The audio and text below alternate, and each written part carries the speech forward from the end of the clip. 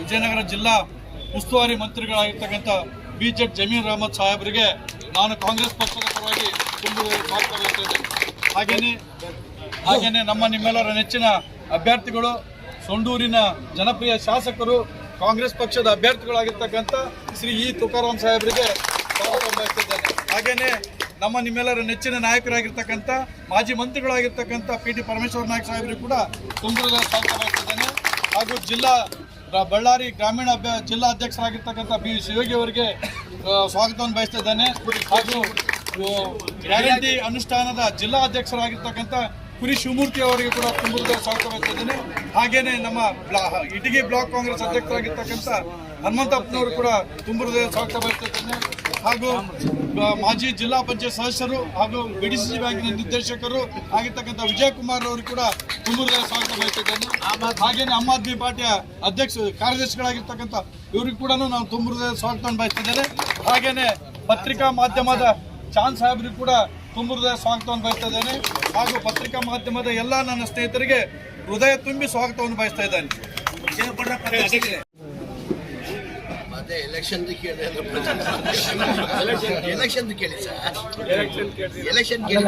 ಸದ್ಯ ಪ್ರಚಲಿತ ಇರೋದು ಪ್ರಜ್ವಲ್ ರೇವಣ್ಣ ಅವ್ರದ್ದು ಎಲೆಕ್ಷನ್ ಕೇಳಿ ಮತ್ತೆ ಆಮೇಲೆ ಕೊನೆಯಲ್ಲಿ ಕೇಳಿ ಬಟ್ಟೆ ಎಲೆಕ್ಷನ್ ಬಗ್ಗೆ ಕೇಳಿ. ತಮ್ಗೆ ಏನು ಅನಿಸ್ತಾ ಇದೆ? ನಾವು ಮಾಧ್ಯಮದವರಿಗೆಲ್ಲ ನನಗಿಂತ ಹೆಚ್ಚಾಗಿ ಮಾಹಿತಿ ತಮ್ತಾ ಇರ್ತದೆ. ನನ್ನ ಮಾಹಿತಿ ಇದ್ದಂಗೆ ನಾನು ಎಲ್ಲ ಕಡೆ ಅಡ್ಡಾಡಿ ಆಲ್ಮೋಸ್ಟ್ ಬಳ್ಳಾರಿನೂ ಎಲ್ಲ ತಾಲೂಕು ಆಗಿಬಿಟ್ಟಿದೆ, ವಿಜಯನಗರಲ್ಲಿ ಎಲ್ಲ ತಾಲೂಕು ಆಗಿದೆ. ನಮ್ಮ ಕಾಂಗ್ರೆಸ್ ಪಕ್ಷದ ಅಭ್ಯರ್ಥಿ ತುಕಾರಾಮ್ ಅವ್ರಿಗೆ ಒಳ್ಳೆ ಜನಗಳಲ್ಲಿ ಒಳ್ಳೆ ಅಭಿಪ್ರಾಯ ಇದೆ.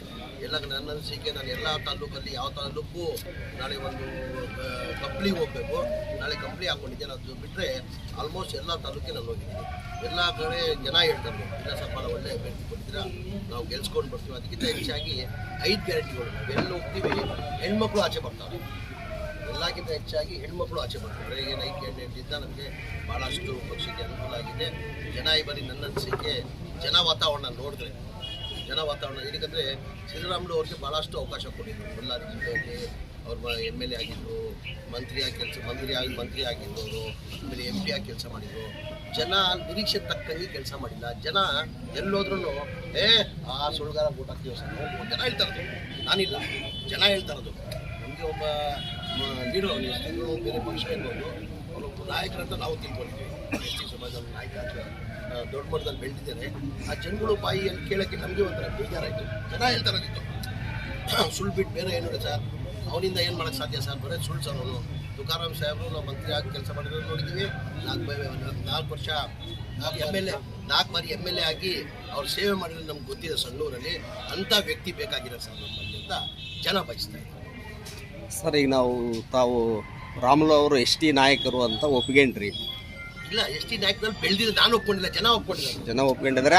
ಅದೇ ಮಾದರಿನೇ ಇಲ್ಲಿ ಹೊಸಪೇಟೆ ಬಾಯಲ್ಲಿ ಕೇಳಿ ಒಂಚೂರು ನನಗೆ ಒಂಥರ ಆಯಿತು.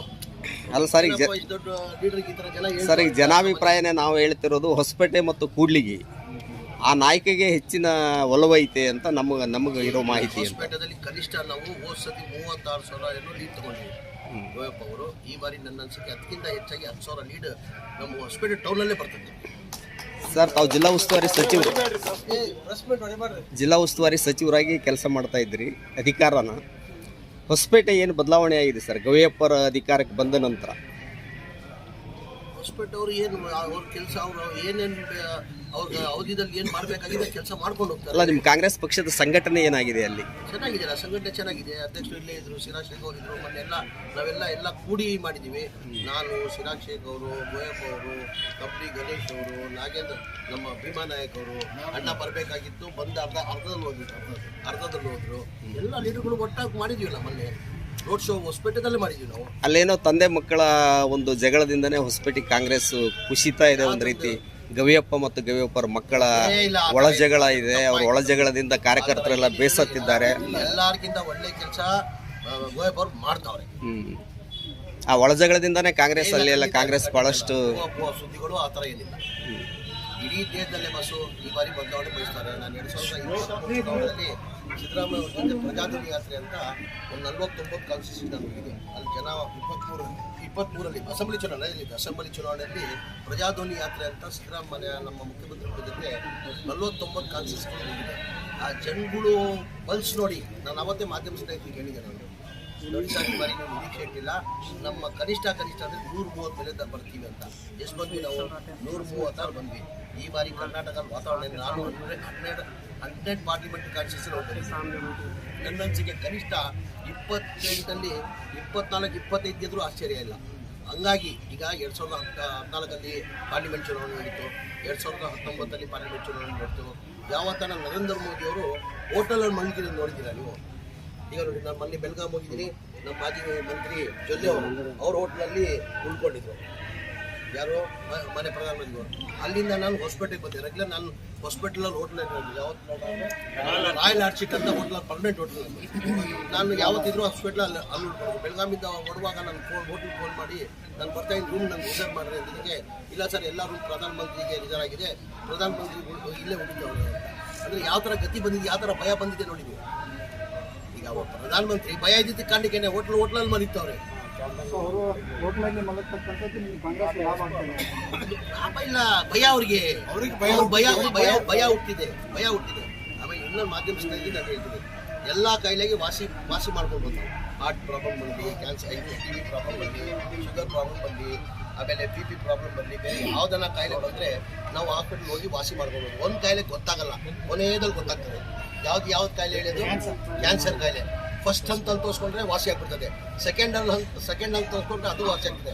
3ನೇ ಹಂತ ಆದರೆ ಉಳಿಯೋಕ್ಕೆ ಸಾಧ್ಯ ಇಲ್ಲ. ಅವ್ರು ಸಾಯಲ್ಲ, ನಮಗೆಲ್ಲ ಸಾಯಿಸ್ತಾರೆ. 3ನೇ ಹಂತ ಇದು BJP. ಈಗ 3ನೇ ಹಂತದಾಗ ಕ್ಯಾನ್ಸರ್ ಬಿಜೆಪಿಗೆ ಬಂದಿದೆ ಅಂತ ಬಂದ್ರೆ ಒಂಥರ ಕ್ಯಾನ್ಸರೇ ಇದು. ಅಲ್ಲ ಸ್ಪಷ್ಟವಾಗಿ ಹೇಳ್ಬೇಕು. ದೇಶ ಉಳಿದಿದೆ ಈಗ, 2ನೇ ಸತಿ ದೇಶ ಅಷ್ಟಿಷ್ಟು ಮಟ್ಟಿಗೆ ಉಳಿದಿದೆ. ಈಗ 3ನೇ ಹಂತ ಏನಾದ್ರು ಬಂದ್ಬಿಟ್ರೆ ಒಂಥರ ಕ್ಯಾನ್ಸರ್ ಕಾಯಿಲೆ ಇದೆ. ಅವ್ರು ಸಾಯಲ್ಲ, ನಮಗೆಲ್ಲ ಸಾಯಿಸ್ತಾರೆ ಅವರು. ಈಗ ನೋಡಿಲ್ಲ, ನಾನು ಹೇಳ್ತಾ ಇಲ್ಲ, 2013ರಲ್ಲಿ ಡೀಸೆಲ್ ಬೆಲೆ ಏನಿತ್ತು, ಪೆಟ್ರೋಲ್ ಬೆಲೆ ಏನಿತ್ತು, ಗ್ಯಾಸ್ ಬೆಲೆ ಏನಿತ್ತು, ಡಾಲರ್ ಬೆಲೆ ಏನಿತ್ತು, ಇವತ್ತು ಡೀಸೆಲ್ ಬೆಲೆ ಎಷ್ಟಿದೆ? ಮನಮೋಹನ್ ಸಿಂಗ್ ಕಾಲದಲ್ಲಿ ಡೀಸೆಲ್ ಬೆಲೆ 56 ರೂಪಾಯಿ ಇತ್ತು. ಪೆಟ್ರೋಲ್ ಬಂದು 69 ರೂಪಾಯಿ ಇತ್ತು, 69 ರೂಪಾಯಿ ಇತ್ತು. ಅವಾಗ ಇಂಟರ್ನ್ಯಾಷನಲ್ ಬ್ಯಾರಲ್ ರೇಟ್ ಎಷ್ಟಿದ್ದು? ಇಂಟರ್ನ್ಯಾಷನಲ್ ಬ್ಯಾರಲ್ ರೇಟ್ ಆ ಟೈಮ್ ಮನಮೋಹನ್ ಸಿಂಗ್ ಕಾಲದಲ್ಲಿ $71 ಇದ್ದಿದ್ದು, $140 ಇದ್ದಿತ್ತು. ಇವತ್ತು ಎಷ್ಟಿದೆ ಬ್ಯಾರಲ್ ರೇಟ್? $71 ಇದೆ. ಎಷ್ಟಿಗೆ ಮಾಡಬೇಕು ಇವರು? ಕಡಿಮೆ ತಾನೇ ಮಾಡಬೇಕು. ಎಷ್ಟಿಗೆ ಮಾಡ್ತಾರೆ? 95 ರೂಪಾಯಿನ ಡೀಸೆಲ್ ಮಾಡ್ತಾರೆ, 103 ರೂಪಾಯಿನ 4 ರೂಪಾಯಿಗೆ ಪೆಟ್ರೋಲ್ ಮಾಡ್ತಾರೆ. ಗ್ಯಾಸ್ ಬೆಲೆ ಎಷ್ಟಿತ್ತು? 413 ರೂಪಾಯಿ ಇತ್ತು. ಇವತ್ತು ಎಷ್ಟಿದೆ ಗ್ಯಾಸ್ ಬೆಲೆ? 1050 ರೂಪಾಯಿ ಇದೆ. 1050 ರೂಪಾಯಿ. ಇಡೀ 50 ವರ್ಷದಲ್ಲಿ ನಾವು ಸಾಲ ಮಾಡಿರೋದು ಎಷ್ಟು? ಇಡೀ ದೇಶದಲ್ಲಿ 50 ವರ್ಷದಲ್ಲಿ 54 ಲಕ್ಷ ಕೋಟಿ. ಈಗ 10 ವರ್ಷದಲ್ಲಿ ಎಷ್ಟು ಮಾಡಿದ್ದಾರೆ? 1,80,000 ಕೋಟಿ. ಅಂದರೆ 3 ಪಟ್ಟು ಜಾಸ್ತಿ. 60 ವರ್ಷದಿಂದ ಸಾಲ ಮಾಡಿರೋದು ಎಷ್ಟು? 54,000 ಕೋಟಿ. 10 ವರ್ಷ. ಇವರು 10 ವರ್ಷದಲ್ಲಿ ಎಷ್ಟು ಮಾಡಿದ್ದಾರೆ? 1,80,000 ಕೋಟಿ. ಸರ್, ಮಾಧ್ಯಮಗಳ ಪ್ರಸಾರ ಆಗೋ ಒಂದು ರೀತಿ ನೋಡಿದ್ರೆ ಮುಸ್ಲಿಮ್ರು ಯಾಕೋ BJP ಕಡೆಗೆ ವಾಲ್ತಾ ಇದ್ದಾರೆ ಅನ್ನುವಂಥ ಅಲ್ಲಲ್ಲಿ ವರದಿಗಳು. ಪ್ರಧಾನಮಂತ್ರಿ ನಾವು ಒಪ್ಕೊಂಡಿದ್ದೀವಿ, ಪ್ರಧಾನಮಂತ್ರಿಯಿಂದ ದೇಶಕ್ಕೆ ಅಪಾಯ ಇಲ್ಲ, ಯಾಕೆ ಅವರೇ ಪ್ರಧಾನಮಂತ್ರಿಗಳು ಆಗಬಾರ್ದು ಮೋದಿಯವರು ಅನ್ನುವಂಥ ಮುಸ್ಲಿಂ ನಾಯಕರು ವಿಡಿಯೋಗಳು ಹರಿದಾಡ್ತಾ ಇವೆ. ಏನು ಹೇಳ್ತೀರಿ ಇದಕ್ಕೇನು ಹೇಳ್ತೀರಿ? ಇಲ್ಲ, ನನ್ನ ಗಮನಕ್ಕೆ ಬಂದಿಲ್ಲ.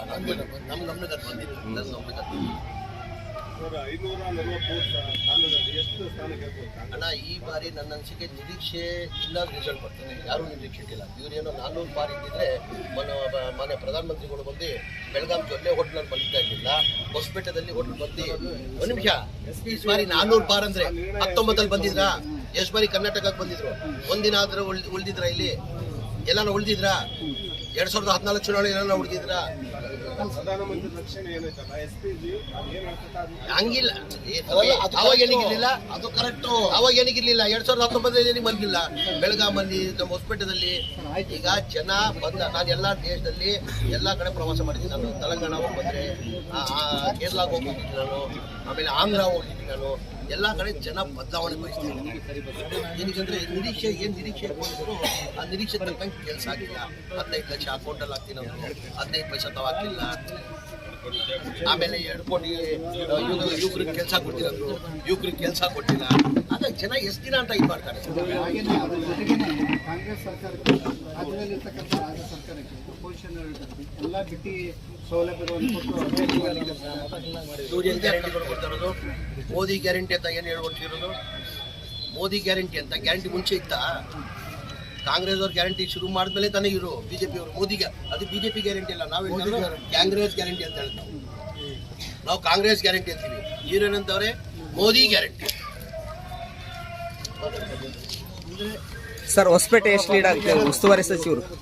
ಹೊಸಪೇಟೆ ಎಷ್ಟು? ನಮ್ಮ ಪಕ್ಷದಲ್ಲಿ ಪ್ರಧಾನಮಂತ್ರಿ ಅಭ್ಯರ್ಥಿಯನ್ನು ಪೂರ್ವ ನಿಯೋಜಿತವಾಗಿ ಯಾಕೆ ಘೋಷಣೆ ಮಾಡಲ್ಲ ಸರ್? ಯಾರು ನೀವು ಕಾಂಗ್ರೆಸ್ ಅಲ್ಲಿ ಮಾಡ್ತೀವಿ, ಬಹುಮತ ಬರಲಿ. ಆದ್ರೆ ಬರ್ತದೆ. ನಮ್ಮ ಪಾರ್ಟಿ ಶಿಸ್ತಿನ ಪಾರ್ಟಿ. ಜನ ಫಸ್ಟು MP ಆರಿಸ್ತಾರೆ.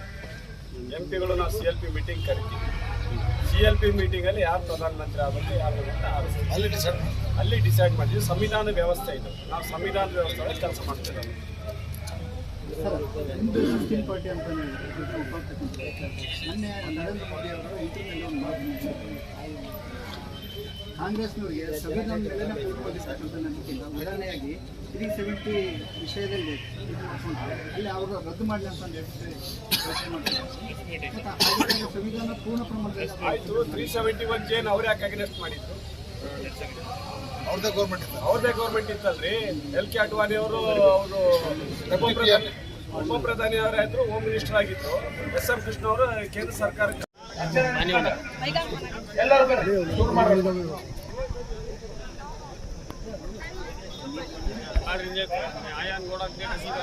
ಸುಮ್ಮನೆ ಮಾತಾಡಬೇಡ, ಮತ್ತೆ ನಾನು ಬೈತಾರ ಅವರು.